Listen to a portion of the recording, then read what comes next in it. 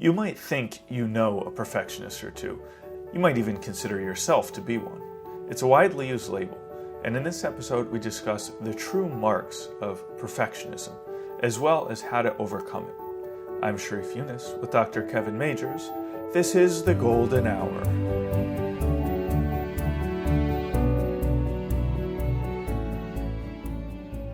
Welcome to another episode of The Golden Hour. I'm Sharif here with Dr. Kevin Majeres.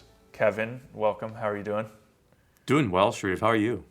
I'm doing very well. Yeah, ready to talk about some important topics and just to dive right in and see what we come up with. So, the broad outline for the discussion was to talk about perfectionism, which is kind of a big thing now. I don't know, how long has it been around kind of in the history of psychology? Is it a new concept or?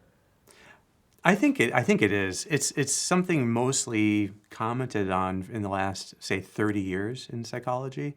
Maybe even the beginnings of it about 50, 60 years ago. But it's a relatively new kind of way of thinking about problematic behaviors. So, and it also, I don't know, it seems like kind of one that's also a common term now is that, I don't know, it's common to just call people a perfectionist or to refer to yourself as a perfectionist. So it's kind of something that people commonly diagnose other people with or self-diagnose with. So it's that maybe gives the sense that it's not as much of like a rigorous term in psychology, but I don't know if, but is it in fact? Yeah, is it even a bad thing? I mean, I think people often call themselves a perfectionist. You could kind of imagine someone in a job interview saying, like, what's your biggest defect? And they say, oh, I'm a perfectionist. Yeah. Because it's probably not seen as being super bad as far as issues go. But I think it's actually debilitating. And in some ways, what we do in optimal work is the antidote to perfectionism. So, okay, so then maybe it makes sense to just start by getting very clear on what perfectionism is, because maybe some people mean different things by it. I think that, I mean, I've kind of been referred to as a perfectionist or sometimes consider myself a perfectionist. I think like what you were saying was like, it's kind of a way of being disparaging about yourself, but at the same time kind of complimenting yourself. But like, what is it really? I mean, I think sometimes it's just thrown around to kind of as a label for people who have high standards or who do good work. So, well, he's a perfectionist or she's a perfectionist. Yeah, that's what a lot of people think that, exactly. They think that just because you have high standards, you're necessarily a perfectionist.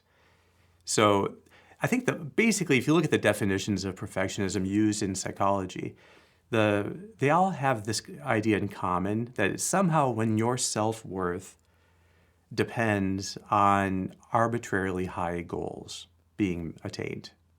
So like there's a sense that somehow if you arbitrarily set these higher and higher goals and then your self-worth depends on it.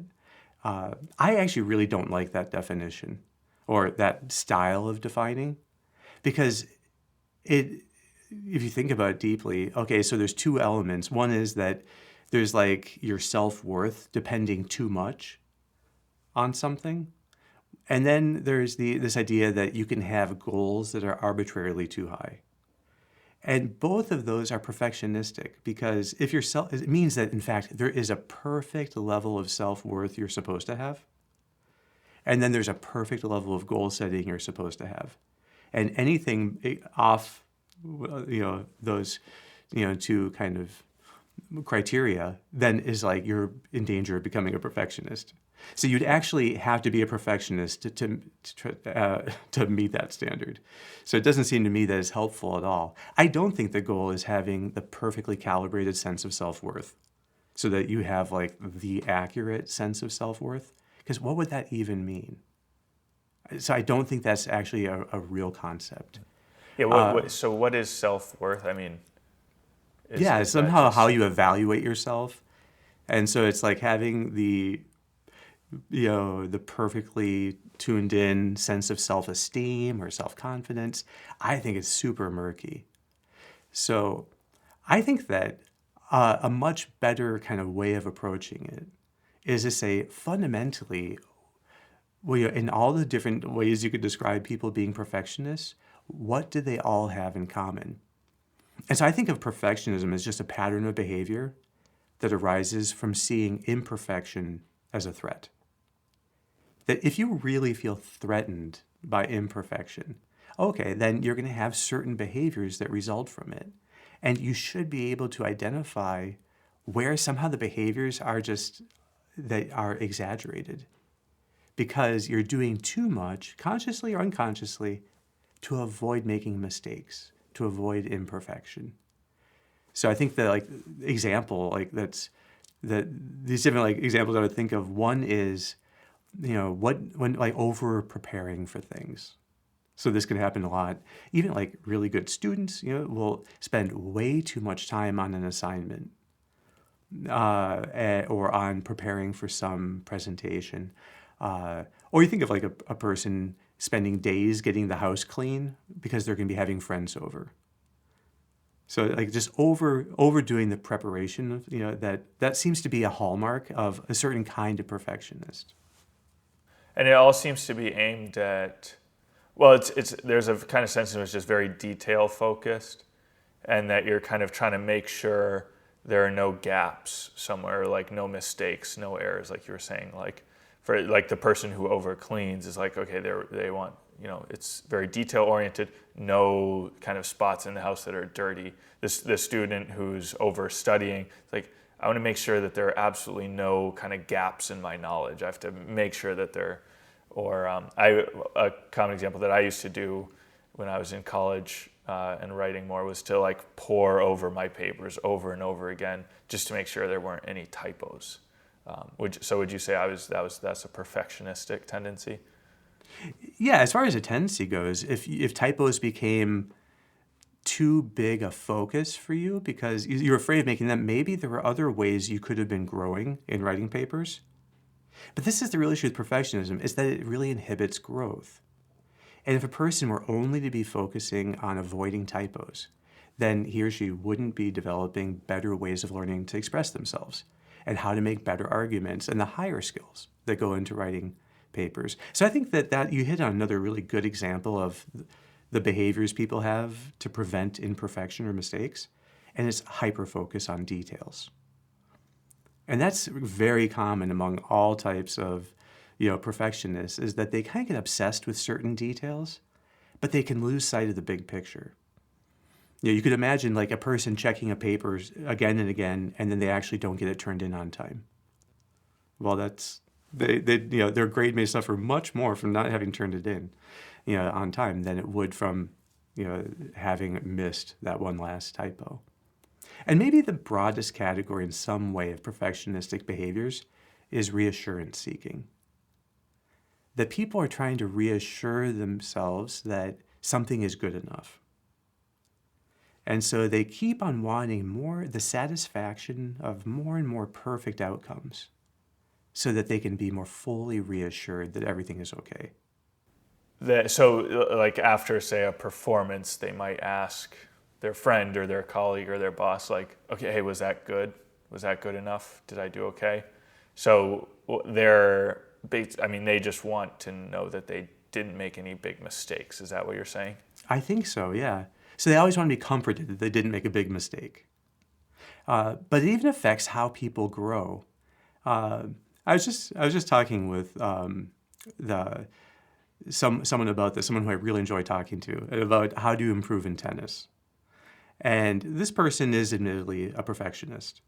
And his way of improving in tennis was to minimize the number of times the ball hits the net.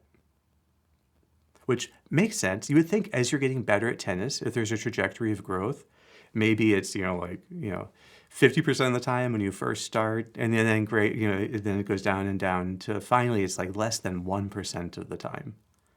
So I think that is, in my mind, a perfect example of how perfectionists set goals for growth. It's always about somehow getting rid of the imperfection and lessening it. And they would get reassured then as they started meeting these goals that, okay, I am in fact getting better in playing tennis.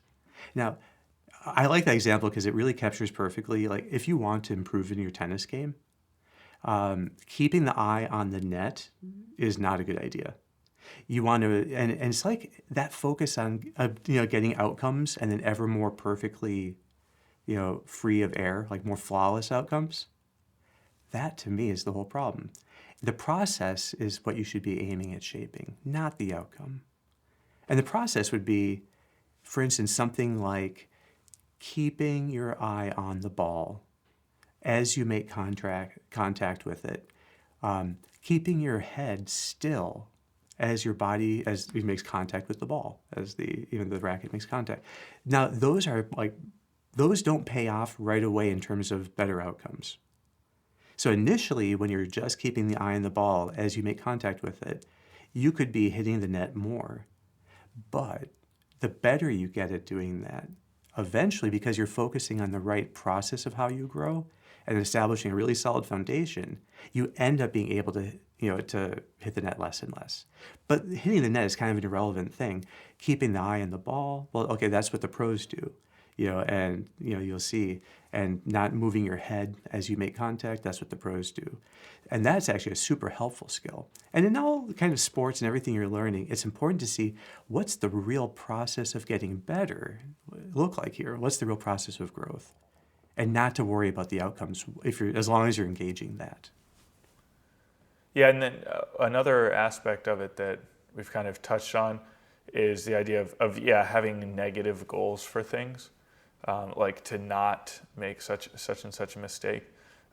Whereas I always remember a piece of advice that you gave me of when you're giving people feedback to not necessarily to like avoid negative things, but just to kind of focus on the opportunities that are presented. So like focus on the positive, like you can really improve your public speaking skills if you change the pitch of your voice throughout the conversation, throughout the talk, as opposed to saying something like, "Oh, you're really flat the whole talk."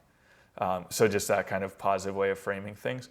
Does that have anything to do with what we're talking about here? Because it seems like the perfectionist is kind of having these sorts of negative goals of no typos, no dirty areas of the house, no failures from hitting the ball into the net. How does that fit in that negative focus?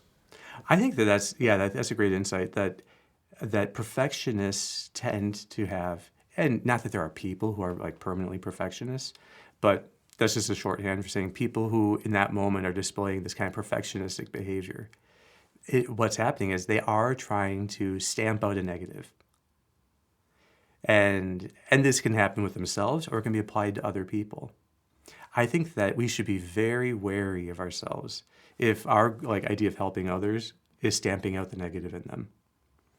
And as if to really help people, you have to really ponder their negative qualities and then just completely annihilate that. That would be a bad approach to helping others to grow. So one element is that, yes, the question is, what do you want to see more of? How would you put it in a positive way?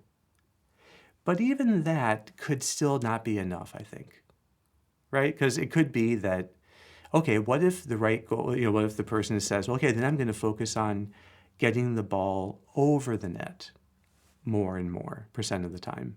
Does that take care of it? No, because they're still focused on an outcome, even a positive outcome. It's still, they're not working on the process by which they grow. So to work on the process is the key. Always trying to see how can I get better at doing this kind of thing? And what are the real things, not measurable, tangible things, but in terms of the actual skill I'm bringing to it. But I think this is getting into that when there's the left brain fixation on outcome. And then it's always going to have this negative processing bias that comes with it of just trying to get rid of all imperfection. But the process goal is going to feel different because the real positive content is always some form of a bond. So a bond with other persons. And I think that the way you really grow yourself is by prioritizing bonds over outcomes, prioritizing the actual people in your life and the centrality of those bonds in your life versus just getting certain outcomes met, even positive outcomes. Yeah, so because one of the things that I think is difficult about defining perfectionism is kind of how do you draw the line between like what's excessive focus on these details or these outcomes and what's a kind of more healthy thing. So it's like it's good to make sure that your work is high quality, but then so where's the line that it leads to that it becomes perfectionism? So you're saying that precisely the way that you draw that line is by whether it's helping the bonds or harming the bonds of the people closest to you in your life. I think that's exactly right. Because ultimately, work is not an end in itself. It's a series of outcomes that should be means to an end. But others in your life are ends in themselves. And the bond is how you serve them. The bond is how you show, it's how you actually like bring goodness into the world is really your bonds with others. So that, yeah, we want people to learn how to bring ideals into their work so that they're shaping it, so that they're being, more patient, more kind, more understanding, ultimately more able to love and serve others. But that's the whole point is it's actually oriented towards loving and serving others. And so if you're giving a presentation, let's say you're giving a presentation on optimal work to a group of people that has not been exposed to these, any ideas before. Does it really matter that the fonts are perfect or even that your voice modulation is perfect? Like if a person were to, those are all means to serving people. But if you get over-focused on the means, then you turn them into ends in themselves. And then it could be that you would just get focused on a perfect delivery. Well, that has to serve the people you're speaking to. What you really want to do is to help them to discover new things, to get enthused with the ability to grow and how to actually make that growth happen. So there's like a wonderful thing that you could be doing just to serve them. So if you're dealing with others, you think, how can I really provide them the best service? That would be then a solid freedom from perfectionism. I mean, so the perfectionist is kind of in a sense challenging themselves in each hour of work. The problem is that they're just not doing it according to their highest ideals. So just coming back to this idea of giving a talk, I mean, because I would think, okay, like I want to turn this talk into a golden hour. So I need some way of challenging myself. So I'm going to challenge myself to, I don't know, come up with good examples or to, make my presentation more engaging by having an interesting intro and conclusion or something like that. But now, so you're saying that, well, all of that has to be kind of put into the context of serving the people. So the challenge has to further that ultimate end. And that's what prevents it from becoming just this sort of perfectionism. So it actually seems like perfectionism is like understanding this is actually kind of fundamental to avoiding a real misunderstanding in OptimalWork's approach, which is that we're not just challenging ourselves to become kind of more perfectionistic or something like that. So is that in your experience a common, I don't know, misunderstanding that people have with regards to OptimalWork, is like thinking that it's furthering that perfectionistic tendency when in fact they're just missing that point that the challenge has to be for the sake of service and that would actually help them undo the perfectionism?